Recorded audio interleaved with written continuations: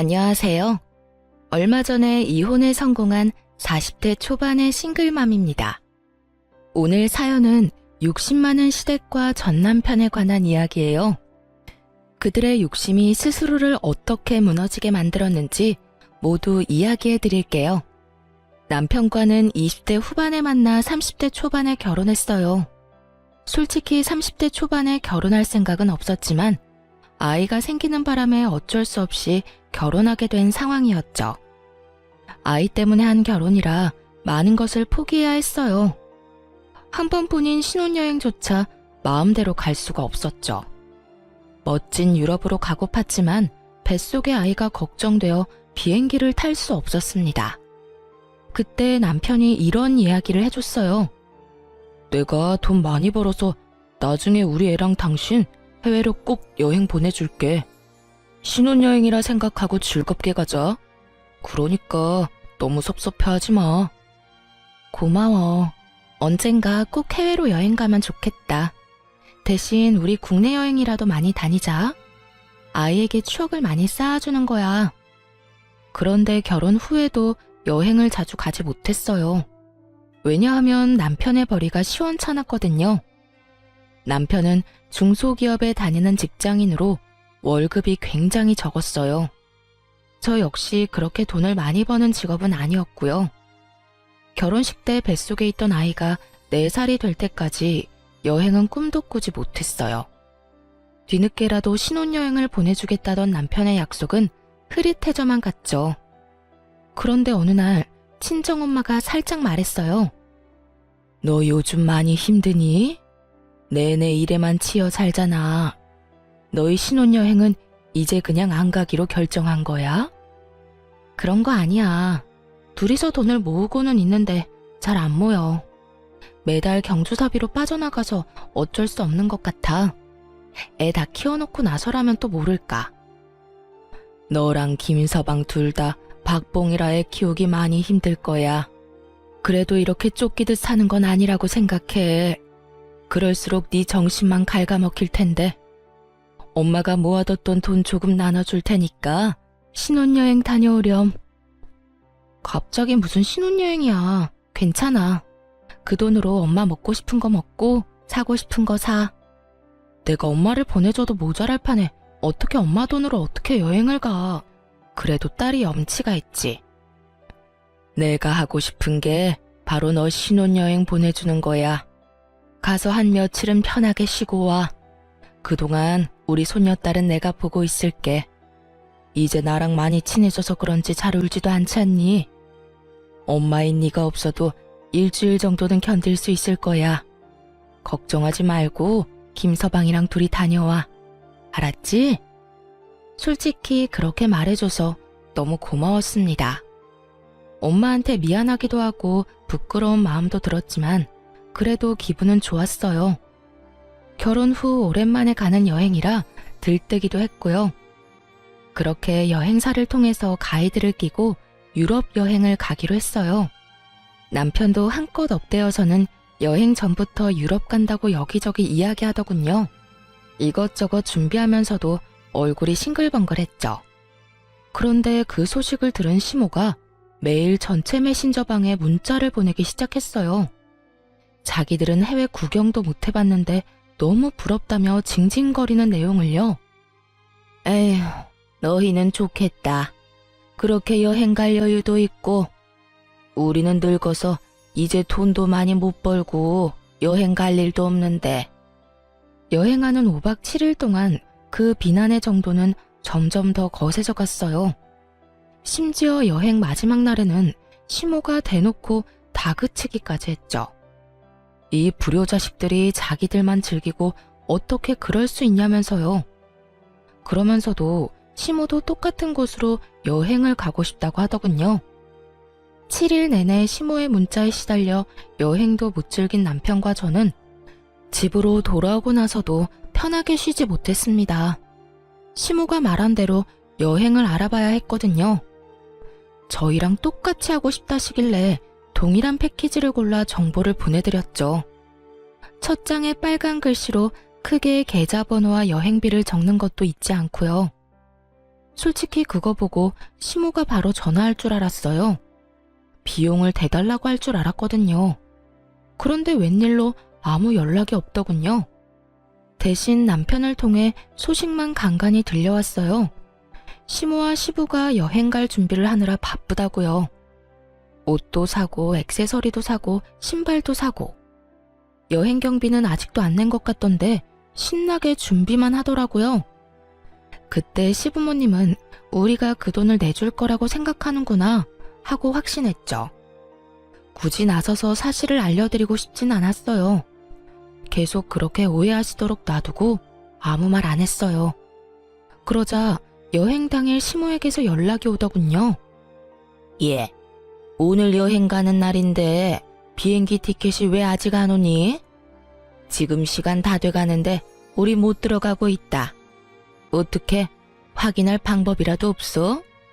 어머님, 혹시 결제는 하셨어요? 무슨 결제를 말하는 거니? 여행 경비는 너희가 내주기로 한 거잖아. 그 당당한 말투에 웃음을 참으며 시모에게 말했어요. 어머님, 죄송한데 저희한테 무슨 돈이 있다고요. 저랑 남편 최저임금보다 겨우 조금 더 벌어요. 생활비 쓰고 나면 남는 돈도 없는데 어떻게 두 분 해외여행을 보내드리겠어요? 얼마나 큰 돈이 필요한데요. 제가 분명히 자료에 돈 보내셔야 한다고 적어놓지 않았나요? 그것도 빨간 글자로 확실하게 보실 수 있게 체크까지 해놨는데 저런 돈을 안 내셨으니 티켓이 안 나오죠. 그럼 돈을 하나도 안 냈단 말이니? 어떻게 그럴 수가 있어? 우리는 당연히 너희가 돈 낼 거라 생각하고 있었는데 정말 너무한다. 우리 여행 좀 보내주기가 그렇게 싫었니? 너희는 둘이서 해외여행 잘만 갔다 오더니 아무리 돈이 아까워도 그렇지 어떻게 이런 식으로 뒤통수를 쳐? 그리고 뭐 돈이 없어?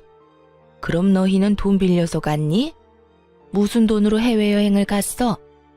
뒤로 모아둔 돈이 있었으니까 간 거 아니야. 저희 이번에 신혼여행 겸 간 거예요. 그리고 비용은 친정어머니가 주셨어요. 결혼한 지 4년이 다 되어 가는데 신혼여행도 못 간 딸이 불쌍하다고요. 지금까지 아무도 신경 안 쓰지 않았지만요. 아무래도 딸이 저 하나뿐이라서 많이 걱정하신 것 같더라고요. 그러자 시모는 아무 대꾸도 못 하더군요. 한술 더 떠 이번에는 시모가 다 들리도록 남편에게 물었어요. 어머님이 이렇게 여행 가고 싶어 하시는 줄 몰랐네. 당신이 대출이라도 받는 게 어때? 그럼 해외여행 보내드릴 수 있잖아. 미쳤어? 무슨 돈을 빌려서 여행을 보내드려. 솔직히 우리한테 돈 맡겨놓으신 것도 아니고. 어머니 저러실 때마다 내가 더 당황스럽네. 아무튼 이번 여행은 없던 걸로 해요. 제대로 정보 안 살펴본 것도 잘못이지. 난 당연히 부모님이 알아서 결제하고 가실 줄 알았지. 우리더러 비용 대라고 한 거면 이렇게 조사하기 전에 거절했어. 남편이 화를 내고서야 시모와의 대화는 끝났습니다. 솔직히 그때도 시모가 깨끗하게 포기했다고 생각하진 않았어요. 시모는 특히 사람을 괴롭힐 때 끈질긴 면이 있었거든요. 그 후 1년 반쯤 지났을 때 시모의 환갑이 다가왔습니다. 간단하게 식사나 대접할 생각이었는데 시모는 아닌가 보더라고요. 저희 앞에서 대놓고 이렇게 말했으니 말이에요. 이번 환갑 때는 해외여행 가고 싶어. 너희 환갑잔치 해준다고 모아놓은 돈이 있잖아.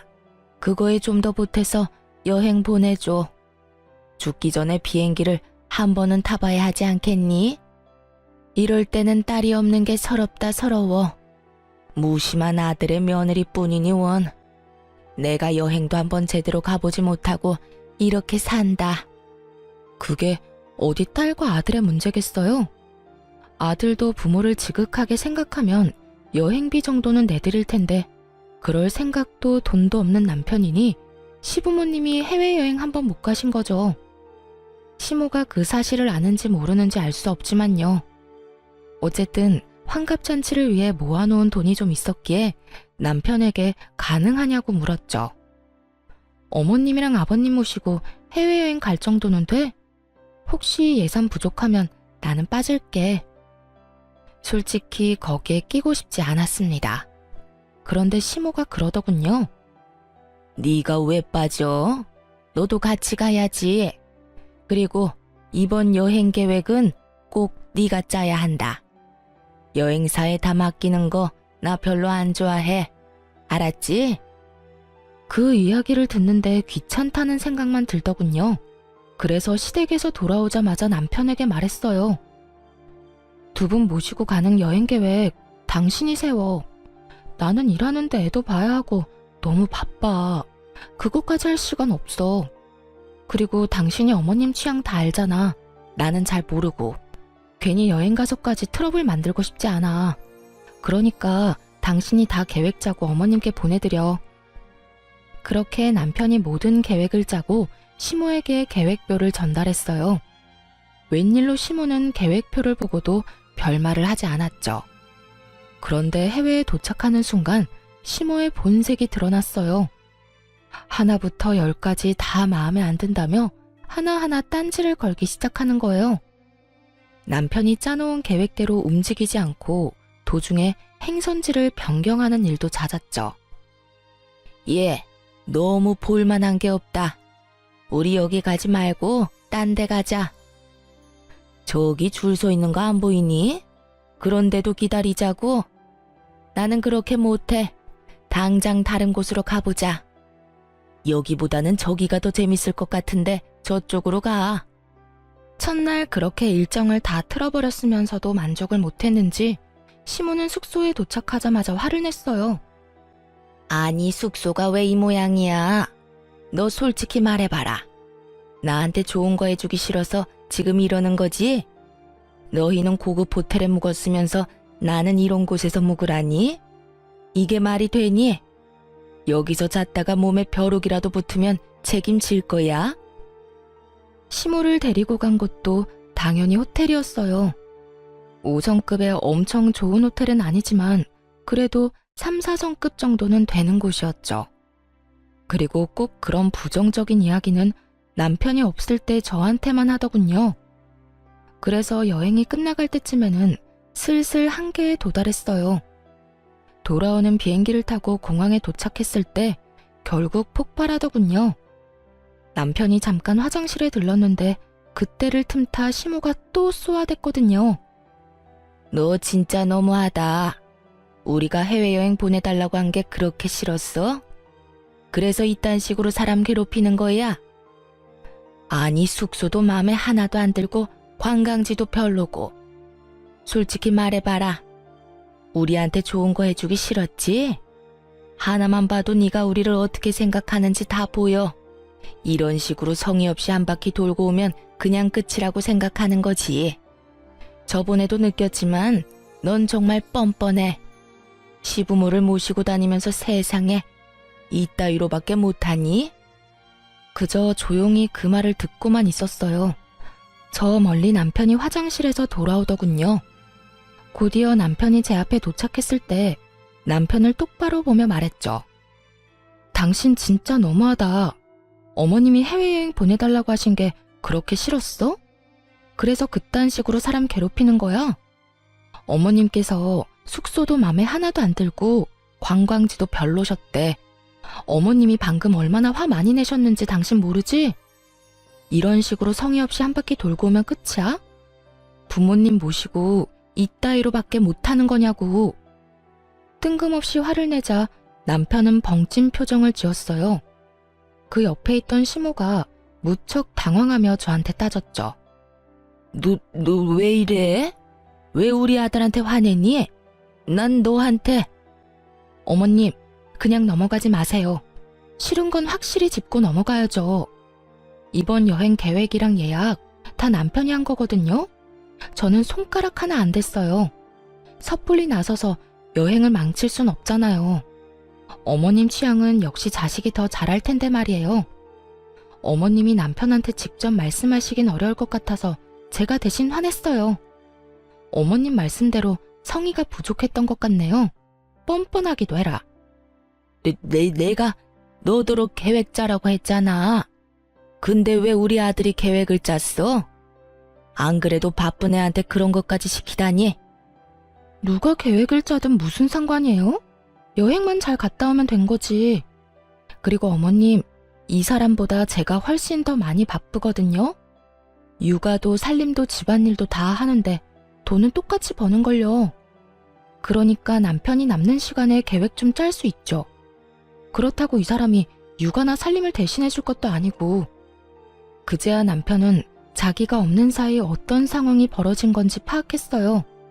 시모가 저한테 한 소리 했고 그걸 제가 남편에게 그대로 돌려줬다는 것을요. 엄마, 짜증내려고 여기 왔어? 여행 가고 싶다고 노래를 해서 경비 대줬잖아. 또 계획도 짜오라길래 몇 날 밤을 고민하면서 짰는데 왜 계속 화만 내?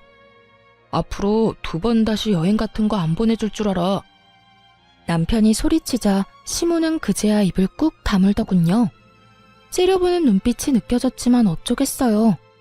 있는 그대로를 이야기한 게 잘못은 아니잖아요. 그런데 이 남편놈이 저한테까지 화를 내는 거예요.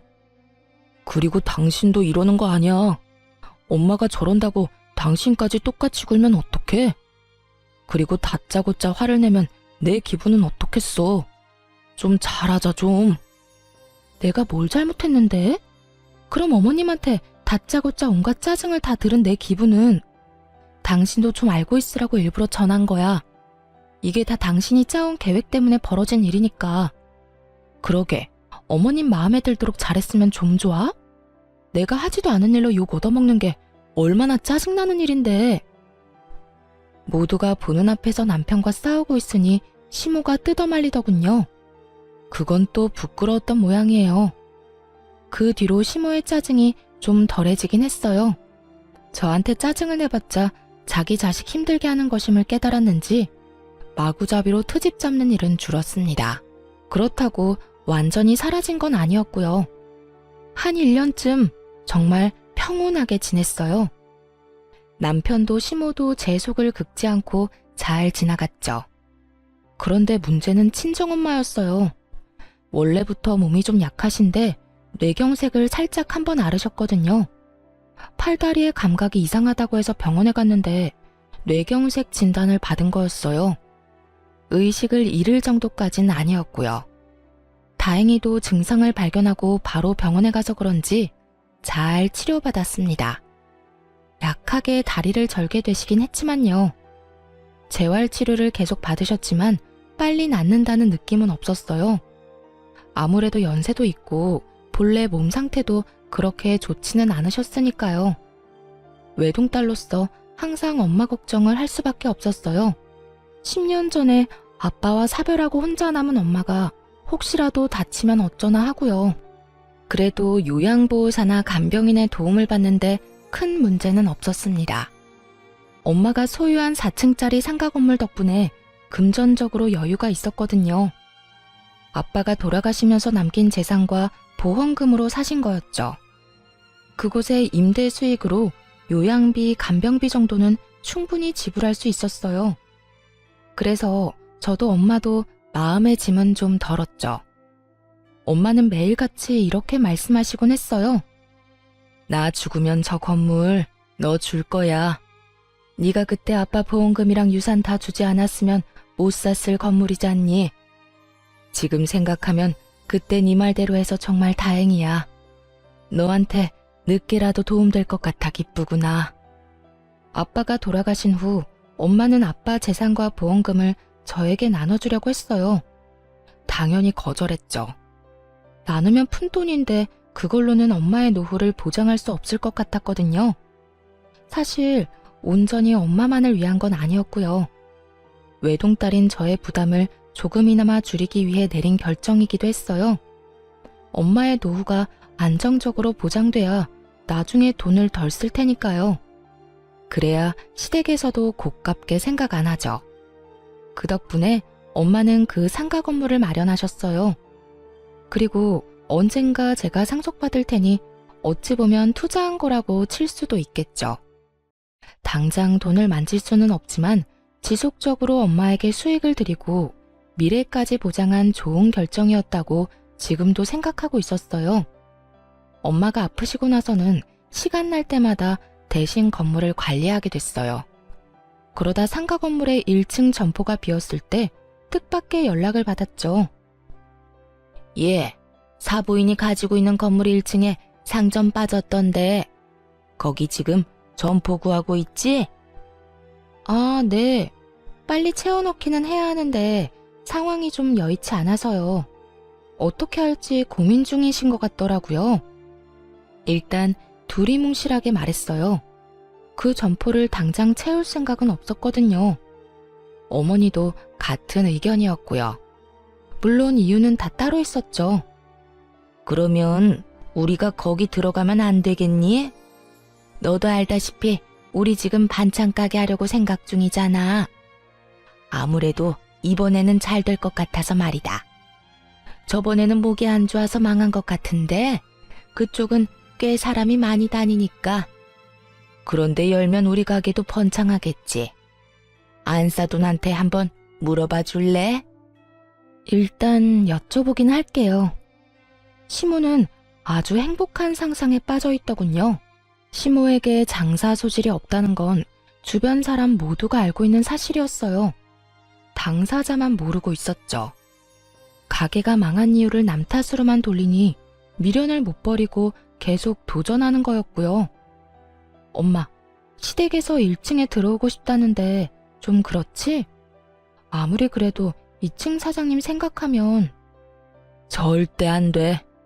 원래 사돈 간에 이런 거래는 하는 거 아니야. 혹시라도 못 볼 꼴 보면 어쩌려고. 게다가 지금 상황이 좋은 것도 아니잖니. 무턱대고 1층에 점포 들였다가 또 무슨 일 날 줄 알고. 친정엄마가 그렇게 말하는 이유가 있었어요. 이전 1층 가게 사장님이 계약 기간을 다 못 채우고 중도에 나갔거든요. 그 이유는 2층 사장님 때문이었어요. 매번 만날 때마다 다투더니 결국 참다 못한 1층 사장님이 먼저 나가버린 거예요. 2층 사장님과의 계약은 앞으로 9개월 정도가 남아 있었고 엄마와 전 2층을 내보내기 전까지 1층에 가게를 받을 생각이 없었죠. 솔직하게 말해서 시댁에 괜한 꼬투리 잡히기 싫어서 거절하기로 한 거였어요. 어머님, 친정어머니한테 말씀드려봤는데 아무래도 안 될 것 같아요. 사실 상황이 좋지가 않거든요. 다른 곳을 알아보시는 게 어떨까요? 조심스레 거절의 말을 건넸는데 돌아온 건 시모의 냉랭한 대답이었죠. 상가 그거 하나 갖고 있다고 유세는. 아니 사람 있는데 비워달라는 것도 아니고 아무도 없는 곳에 좀 들어가겠다는데 뭐가 잘나서 그렇게 고가워? 그래, 네가 우리 집을 어떻게 생각하는지 잘 알았다. 그러고는 전화를 뚝 끊더군요. 이럴 때는 시댁과 친정이 같은 지역에 있어서 참 짜증났어요. 아예 멀리 떨어져 살고 있었다면 점포 자리를 달라는 말도 없었을 텐데. 한숨이 나오긴 했지만 그래도 다행이라 생각했어요. 엄마가 그런 시모와 마주하지 않아도 된다니 안심이었죠. 그런데 며칠 뒤 친정엄마에게서 묘한 소식을 들었어요. 예, 안사돈 대체 왜 그러신다니? 세상에, 사람을 완전 쓰레기로 만들어서 소문내고 다닌대. 설마 내가 점포 안 내줬다고 그러시는 거니? 어떻게 앞뒤 사정 다 끊어먹고 그딴 식으로. 엄마가 지금 기가 차서 말도 안 나온다. 평생 남한테 나쁜 짓 안 하고 살았는데 이게 무슨 일이니? 주변 사람들한테 전화로 그런 소문들을 들으니까 정말 미치겠어. 그게 무슨 소리야? 시어머니가 뒤에서 엄마 욕하고 다닌다고? 알아보니 친정엄마 동네 근처에 소문이 났더군요. 엄마가 사돈댁 무시하고 자기만 잘 살려고 한다고 가족 도울 줄도 모르는 피도 눈물도 없는 사람이라고 말이죠. 그 이야기를 전해 듣는데 화가 확 나더라고요. 마치 일부러 안 도와준 것처럼 몰아가서 엄마는 병원까지 다니실 정도였어요. 스트레스로 밤에 잠도 잘 못 주무셨고요. 그래서 남편에게 먼저 이야기했죠. 당신 나랑 이야기 좀 해. 어머님 점포임대 문제 때문에 그래. 그거 우리가 일부러 안 해주는 거 아니거든? 그런데 어머님도 정말 너무하셔. 어떻게 온 동네에 그렇게 나쁜 소문을 다 내고 다니실 수가 있어. 일부러 안 해주는 거 맞잖아. 아니야? 당장 사람이 있는 것도 아니고 계약된 상황도 아닌데. 그러게 엄마가 해달라고 했을 때 바로 해줬으면 되잖아. 솔직히 이거 우리 집 무시하는 거 아니야? 지금은 당신이 하는 말 듣고 싶지도 않을 정도야. 당신이 왜 무시하는지 모르겠지만 우리 엄마가 뭐가 모자란데. 대체 뭐가 모자라서 너랑 장모님한테 고개 숙이면서 들어가야 돼? 사돈지간에 그런 것도 하나 배려해주지 못해? 지금 이 상황은 당신 잘못 맞아.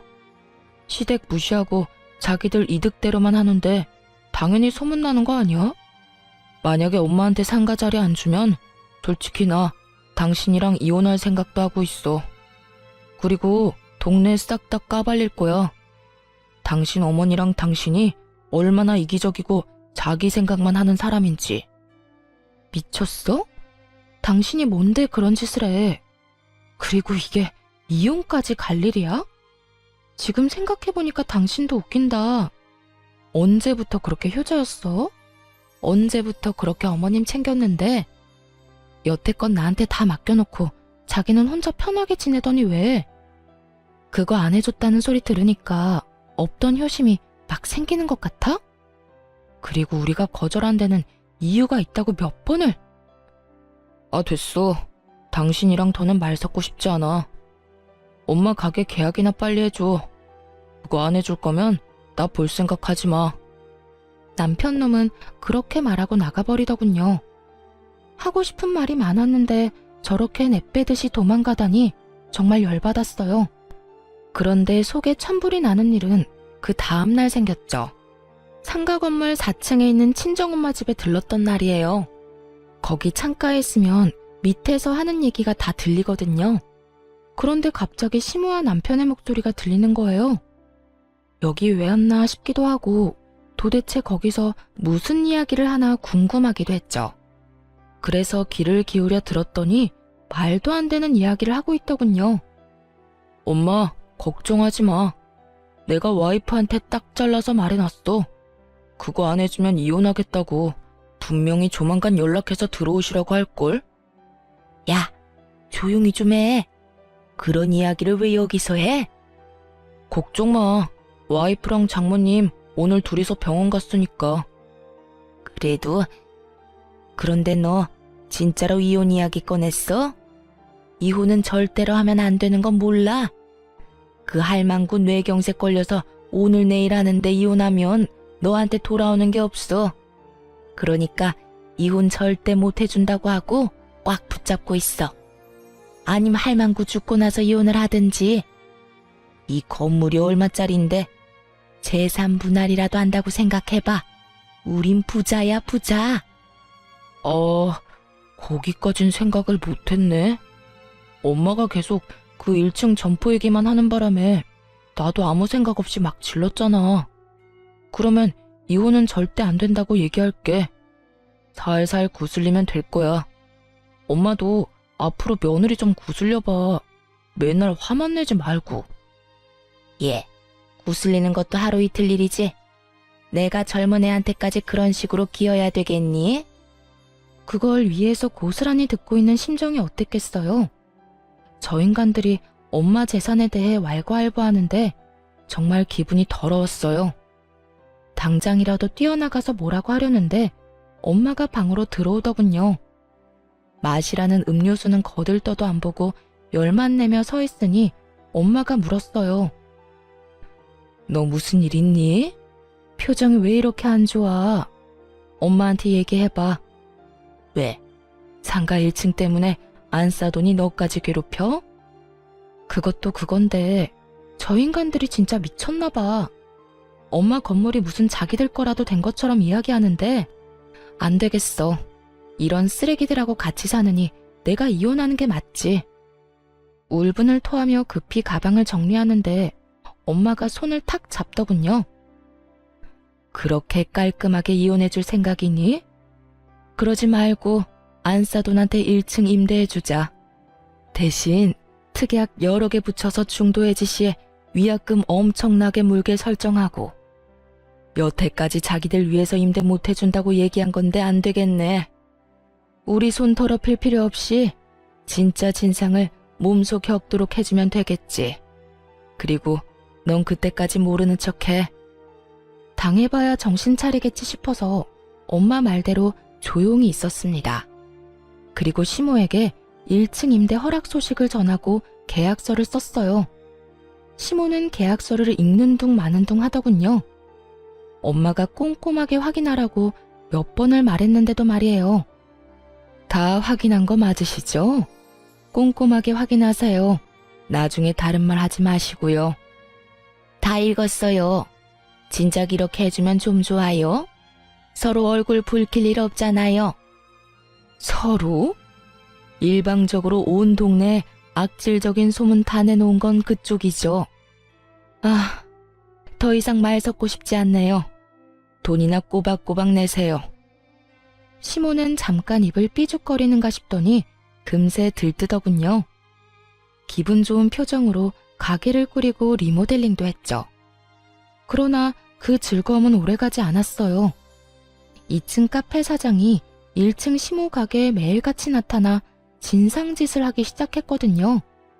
시모는 성질을 죽이고 처음에는 내내 하며 조심스럽게 대했지만 끝이 없었어요. 2층 사장이 계속해서 불평불만을 쏟아냈거든요. 결국 2층 사장을 어떻게든 하라며 전화했길래 거기다 대고 말했죠. 어머님, 처음에 1층 임대 안 해드리려고 한 이유가 바로 이거예요. 1층 사장님이 2층 사장님 괴롭힘 때문에 못 견디고 나가셨거든요. 그거 감안하고 계약하신 거 아니었어요? 저한테 이야기하셔도 해결 방법은 없어요. 두 사람 중 한 사람이 나가야 끝나는 거죠. 나 몰라라 하는 저와 엄마 때문에 시모는 머리끝까지 화가 난 모양이었어요. 이런 게 어딨어? 이건 사기야. 2층 사장이 얼마나 진상인데 우리가 왜 나가? 저 사람이 나가야지. 2층 계약 기간 아직 남았어요. 그래서 마음대로 내보낼 수 없고요. 사실 6개월 후에 2층 계약이 만료되면 연장하지 않을 거였거든요. 연장 의지가 없음을 미리 밝혔고 상대방도 마찬가지고요. 그렇지만 그 사실을 시모에게 알려주지는 않았어요. 희망이 보이지 않아야 더 힘든 법이잖아요. 결국 시모는 4개월 내내 그 2층 사장에게 시달렸어요. 반찬 가게라 어쩔 수 없는데도 냄새가 나니까 어떻게 좀 해달라. 시모가 전화라도 하고 있으면 시끄러우니 조용히 해달라. 1층 앞은 너희가 깨끗하게 쓸고 닦아라 등등 수많은 진상짓을 당했죠. 결국 시모는 1년의 계약 기간도 다 못 채우고 해지를 하겠다며 난리를 피우더군요. 그런데 어머님, 중도 해지하면 위약금 무셔야 해요. 보증금만큼 내셔야 하는데 가능하시겠어요? 어려우실 것 같으면 여기 대신 들어올 사람 찾든지요. 여길 누가 들어와? 저런 진상이 있는데. 너 다 알고 나한테 상가 임대한 거지? 무슨 소리세요? 처음에 거절한 건 저희 쪽이잖아요. 그런데 동네에 소문 다 내서 결국 상가 임대하도록 만든 건 어머님이고요. 그런 짓 저지르시고도 또 제 탓을 하세요? 시모는 대꾸할 말을 찾지 못했어요. 그 이후로 열심히 1층 상가에 들어올 사람을 찾았지만 아무도 없었어요. 당연한 이야기였죠. 시모가 여기저기 말하기도 했고 친정엄마도 열심히 소문내고 다녔거든요. 결국 사람을 구하지 못해 점포를 빼려면 위약금을 물어내야 할 판이었죠. 그러자 시모와 남편이 저와 엄마를 찾아와 난리를 피우더군요. 이거 어쩔 거야? 난 위약금 못 내. 내가 거기에 들인 돈이 얼만데. 돈 벌지도 못하고 적자만 한가득인데 왜 위약금까지 내야 해? 계약서에 사인하실 때 꼼꼼히 읽어보라고 말씀드렸잖아요. 다 읽고 도장까지 찍은 마당에 안 주시면 저희는 법대로 하는 수밖에요. 사부인, 내가 부탁 좀 할게요. 제발 이 돈 좀 까주세요. 없던 일로 해달라고요. 응? 우리 사이에 이러기에요? 장모님, 부탁드립니다. 저희 부모님 지금 한 푼도 없으세요. 위약금 물 돈 없어요. 그 보증금은 두 분 노후 자금이라고요. 남편과 시모가 애원하자 엄마가 말했어요. 그래? 그럼 자네 우리 딸이랑 이혼하게. 얌전히 이혼해주면 위약금은 없던 일로 해주겠네. 이혼이요? 갑자기 무슨... 자네가 내 딸한테 상가 임대 안 해주면 이혼도 불사하겠다고 했다면서? 뭐하러 그렇게 살아? 그냥 헤어져. 내 딸도 그러길 바라고 있고. 그리고 위약금을 준대도 이혼은 시킬 거네. 그러니까 잘 선택해. 돈이라도 안 내고 이혼할 건지 돈 내고 이혼할 건지. 남편이 고민하자 시모가 넙죽 말하더군요. 뭘 고민해? 어차피 이혼시키겠다는데 돈 안 주고 이혼하는 게 맞지? 이혼합시다. 그러면 보증금은 돌려주는 거 맞죠? 그렇게 남편과 이혼하게 됐습니다. 엄마 상가 때문에 이혼은 절대 안 된다고 했던 시모도 별 수 없었던 거죠. 눈앞에서 거액의 보증금이 날아가게 생겼으니까요. 이혼 소송이 끝날 때쯤 상가 2층도 비워졌어요. 이혼하고 받은 위자료와 재산 분할로 받은 돈을 합해서 리모델링을 했죠. 사실 그동안 네일 아트를 배웠거든요.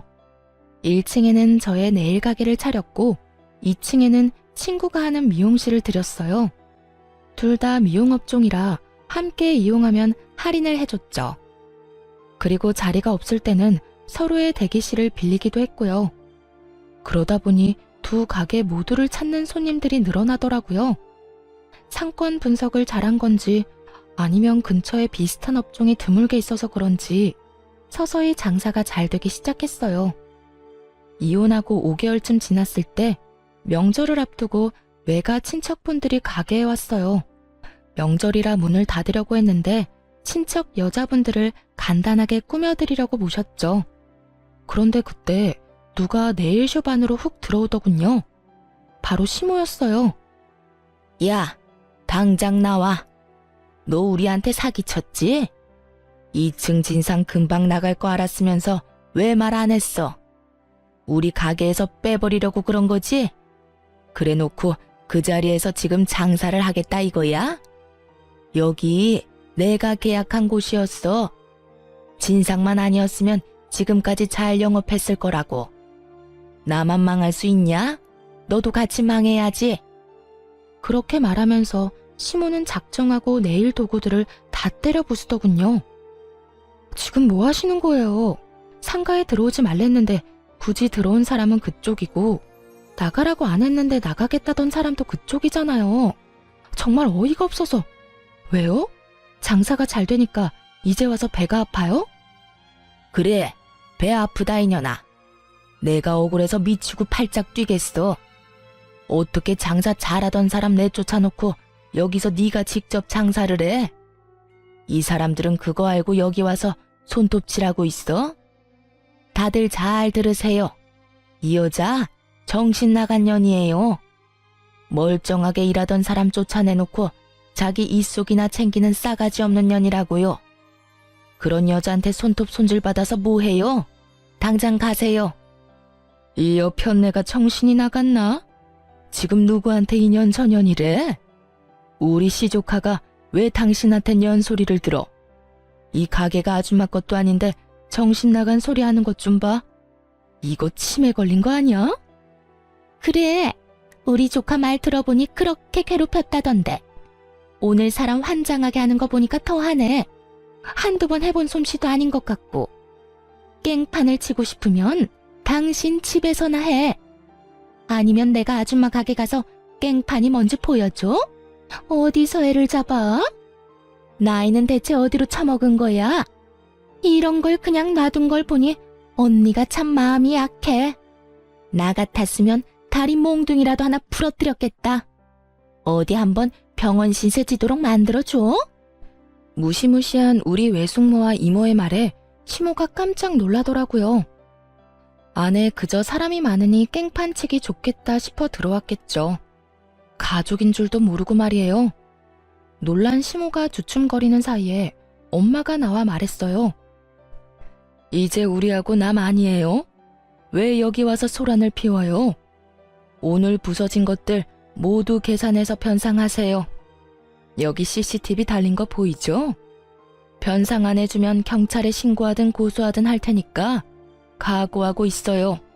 결국 시모는 가게에서 도망치듯 나갔어요. 변상은커녕 땡전 한 푼도 없는 게 분명했죠. 나가는 뒤통수에 대고 동네 사람들 들으라고 크게 말했어요. 이혼시킨 전 며느리 가게가 잘 돼서 배 아픈 건 알겠는데 이런 식으로 와서 깽판 치고 다 부숴놓고 가면 안 되죠.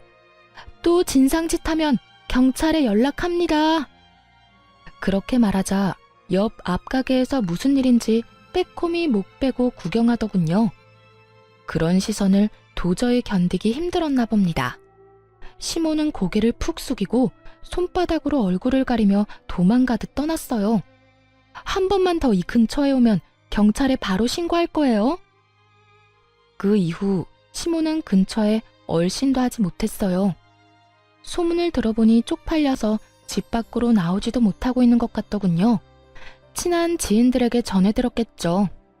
전 며느리 가게 잘 되니 가서 진상 부린 전 시모로 소문 쫙 났다고 말이죠. 이 동네에 그 소문을 모르는 사람이 없었거든요. 정말 고소했어요. 친척분들이랑 다 같이 모여서 깔깔 웃었다니까요. 꽁지 빠지게 도망가는 그 모습을 보니 어찌나 속이 시원하던지. 만약 그때 안에 있던 사람들이 진짜 손님들이었으면 아찔했겠지만 다행히 놀러온 친척분들이었기에 웃고 넘길 수 있는 해프닝이 됐죠. 덤으로 시모를 더 쪽팔리게 만들 수도 있었고요. 가게는 계속해서 잘 되었어요. 하지만 좋은 일이 있으면 나쁜 일도 있는 법이죠. 친정엄마가 화장실에 가려고 침대에서 걸어 나오다가 발이 꼬여 넘어진 거예요. 밖으로 나오기 힘들 정도의 밤마비 증상 때문이었죠. 엄마를 발견했을 때는 이미 많이 늦은 상태였어요. 하필이면 그때 잠시 마트에 가서 장을 보고 왔거든요. 머리를 찌으신 건지 피가 많이 났어요. 그렇게 골든타임을 놓쳐버렸고 엄마는 혼수 상태로 계시다 곧 돌아가셨어요. 엄마가 돌아가시고 가장 후회되는 게 함께 여행 한번 못 가본 거였어요. 어릴 때는 친구들과 노느라 함께하지 못했고 결혼 후에는 살림하고 애 키우느라 함께하지 못했고 이제야 겨우 남편과 시댁에서 벗어났는데 이런 일이 벌어질 줄 누가 알았겠어요. 큰 슬픔과 아픔에 빠져 가게를 보름 넘게 열지 못했습니다. 그래도 계속 쉴 수는 없잖아요. 마음의 정리가 아직 덜 된 상태로 가게 문을 열었는데 전 남편이 찾아왔더군요. 정말 만나고 싶지 않은 사람이었어요. 보는 순간 확 밀려온 구토감을 참느라 죽을 뻔했죠. 장모님 소식 들었어. 몸은 좀 괜찮아? 그래도 전부인이라고 신경 써주나 싶어서 최대한 감정을 누르고 말했어요. 괜찮아. 그런데 무슨 일로 왔어? 장례식은 다 끝났는데? 당신이 힘들까봐 와봤지. 얼마나 힘든지는 모르지만 그래도 누군가에게 기대고 싶을 거 아니야? 아무래도 내가 옆에 있는 게 나을 것 같아서. 이런 기특한 생각을 하는 놈이 아닌데 그 말을 듣는데 의심만 더 생기더군요. 그래도 이제 그건 당신 역할이 아니야. 맞은 건 고마운데 나 진짜 이야기할 힘도 없어. 그래, 이제 내 역할은 아니지. 하지만 잘 생각해봐. 우리가 헤어진 게 어디 우리 둘 때문이겠어? 아니잖아. 우리 엄마 때문에 다 이렇게 틀어진 거잖아. 나 생각 많이 해봤어. 당신이랑 다시 합치고 싶어. 왜 남들 때문에 이혼해서 이렇게 따로 살아야 해? 그때 그 일 아니었으면 우리 지금쯤 이혼 안 하고 잘 살고 있었을 거야. 지금 무슨 헛소리 하는 거야? 우리가 이혼을 한 건 당신이랑 당신 엄마 때문이지. 나는 엄마한테 당한 것 뿐이야. 재혼하면 우리 엄마하고는 영 끊고 살면 돼. 진짜 지독한 사람인 거 나도 잘 알고 있으니까. 요즘 하는 거 보면 진짜 정신 나간 사람 같아. 완전 치매 걸린 노인이 따로 없다니까. 제정신이 아니니까 자식을 이혼시킨 거겠지. 그리고 아직도 잘 되지도 않는 장사하겠다고 돈을 얼마나 쓰는지. 그때 받아간 보증금이 이제는 한 푼도 없어. 이제 와서 나더러 부양하라는데 내가 왜 해? 엄마 때문에 내 인생도 이렇게 망했는데. 이혼남 신세 돼서 지금 앞가림도 못하는데 말이지. 그래서 당신 찾아온 거야. 나 진짜 우리 엄마지만 정 떨어져서 같이 못 살겠어. 왜 그렇게 진상짓을 다 못해서 안달이 난 걸까? 전 남편은 시모를 열심히 욕하며 제가 공감하기를 바라고 있었어요. 하지만 머릿속에 한 가지 생각밖에 안 들었죠. 이놈은 엄마 건물이 내 것이 되자마자 찾아왔구나. 지금도 여전히 우리 엄마 건물만 보고 있는 거예요. 그러니 재결합을 하겠다는 뻔뻔하고도 무시무시한 소리를 하는 거고요. 분노로 몸이 떨렸지만 최대한 참았습니다. 눈동자만 슬쩍 움직여서 가게 안에 설치된 CCTV를 슬쩍 쳐다봤죠. 다행스럽게도 녹화가 잘 되고 있더라고요. 저번에 난리를 피우고 간 시모 때문에 녹음까지 되는 CCTV로 바꿔놨거든요. 그걸 확인하고 헛소리를 늘어놓는 전 남편에게 말했어요. 웃기고 있네. 네가 내 생각이 나서 여기 왔겠어? 너 우리 엄마 건물 때문에 나한테 온 거 눈치 다 깠거든? 엄마 돌아가시자마자 찾아온 거 보니 너도 참 대단하다. 우리가 당신 어머니 때문에 틀어졌다고? 그거 착각이거든? 나는 너희 모자가 우리 엄마 건물 두고 소곤소곤 이야기할 때부터 이혼하고 싶었어. 맘대로 이 건물을 너희들 것처럼 여길 때부터. 그걸 다 들었다고? 어떻게? 그래, 내가 하나부터 열까지 싹 다 들었지. 그때 생각하면 아직도 온몸이 부들부들 떨려. 인간 같지도 않은 쓰레기들 어떻게 해야 잘 처리했다고 소문날까 고민 좀 했지. 근데 뭐 알아서 분리수거되러 쓰레기통에 들어가던데. 그 가게 일부러 너희 엄마한테 준 거 맞고 일부러 특약 그렇게 넣은 것도 맞아. 다 알면서 2층 사람 진상인 것도 2층 계약 종료일 다가온다는 사실도 말 안 했어. 혹시나 이혼할 때 피곤하게 할까봐 걱정했는데 돈이 걸리니까 바로 해주더라. 그래놓고 뭐? 너희 엄마 때문에 우리가 이혼을 했어? 네 엄마 탓이 절반이고 네 탓도 절반이야. 어디서 청렴결백한 척이야? 네가 양심이라는 게 있으면 적어도 엄마 돌아가시자마자 쳐들어오는 건 피했어야지. 안 그래도 엄마 돌아가시고 싱숭생숭해서 힘든데 열받아 죽겠잖아. 쓰레기야, 어떻게 책임질래? 어? 내 기분 어떻게 책임질 거야? 여기서 더 이상 나 화나게 하지 말고 지금 당장 내 눈앞에서 꺼져. 단호한 축객령에 전 남편은 뒤도 돌아보지 않고 쫓기듯 가게에서 나갔어요. 모자지간 아니랄까봐 시모와 똑같은 모습이었죠. 그런데 그 모습을 보고 있으니 열불이 덧뻗치더군요. 잠깐 고민하다가 좋은 생각이 나서 CCTV 영상을 확인했어요. 그리고 전 남편이 시모 욕하는 장면을 따서 시모 연락처로 보내줬죠. 혹시나 못 볼까봐 시부 연락처로도 보냈고요. 건물이 탐나서 불효막심하게 자기 엄마 욕하는 망할 놈. 그런 놈이 바로 당신 자식이라고 보여주고 싶었거든요. 저와 헤어지고 갈 곳 없어서 시모 집에서 신세진주제에 말이죠. 얼마 지나지 않아 길에서 전 남편과 시모가 박터지게 싸웠다는 소식을 들었어요. 그걸 직접 목격한 호프집 사장님이 이야기해줬거든요. 동영상이 아주 잘 전달되었나 봐요. 그 할망구가 그날은 완전 눈이 돌았더라니까. 평소에는 그렇게 아들 감싸고 돌더니 말이야. 아들한테 네가 지금 전 며느리한테 그런 말할 군번이냐고. 엄마 집에서 먹고 자고 들러붙어 있는 주제에 어떻게 그러냐고 하더라. 뭐 아들이 엄마 치매 걸렸다느니 진상이라느니 그런 말까지 했다며? 아주 고래고래 고함을 지르는데 늙어서 힘도 없는 할매가 목소리는 얼마나 큰지 주변 가게에서 다 나와봤지 뭐야. 근데 자식놈도 한마디를 안 지더라. 그때 억지로 가게에 쳐들어가지만 않았어도 자기가 엄마 밑에 안 붙어 있었을 거라고. 다 엄마 탓이니까 책임지는 게 맞다고 얼굴에 철판도 안 깔고 말하더라고.